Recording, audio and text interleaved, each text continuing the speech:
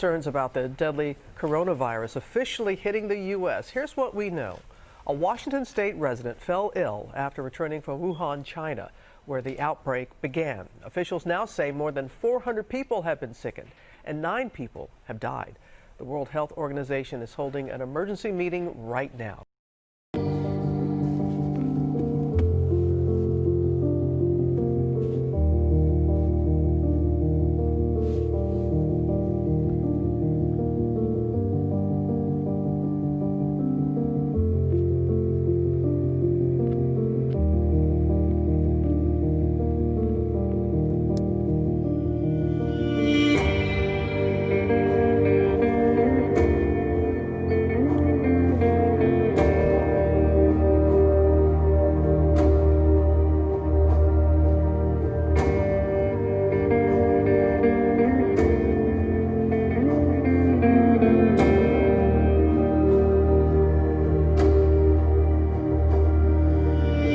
The world was hit by a deadly pandemic, difficult to understand by any academic. It made you cough, lose your smell and taste, gave trouble breathing, bluish lips and face.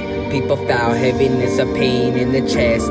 Human resilience and response was put to the test. First there was anxiety, then there was confusion. We couldn't hug, handshake until a solution. Schools were closed, these were canceled. No one could meet. Social distancing became the new norm. We had to be apart by 6 feet. We couldn't get in at night concerts, but we stood outside stores. Billions were stuck indoors, finishing Netflix and getting bored. People had to work from home. It was a new normal. We wore sweatpants on Zoom. Only the upper half was formal.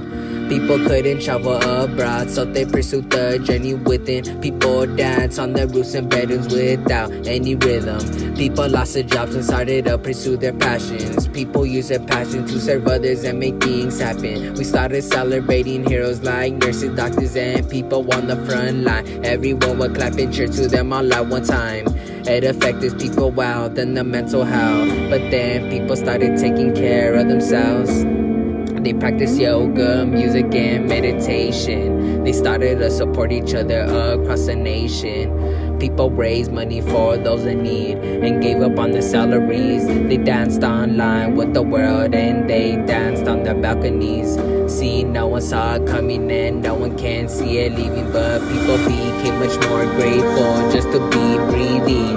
Hundreds of thousands of people died, may they rest in peace. Let's send love to all the loved ones to hope their pain will ease. We deeply understood our choices that affect others, strangers and lovers, sisters and brothers, fathers and mothers. Rich and poor, the virus did infiltrate. Old and young, the virus didn't discriminate. It showed us we weren't in control and had to be more prepared. We needed to care more for each other and the planet. We had to be aware. It was a warning like no other. Being apart brought us closer together. We finally found ways to use technology for the better. We became more mindful. We started to judge less. We developed kindness and tools for the less stress. We led with more love, compassion, and empathy. We gave up homo, comparison, and jealousy.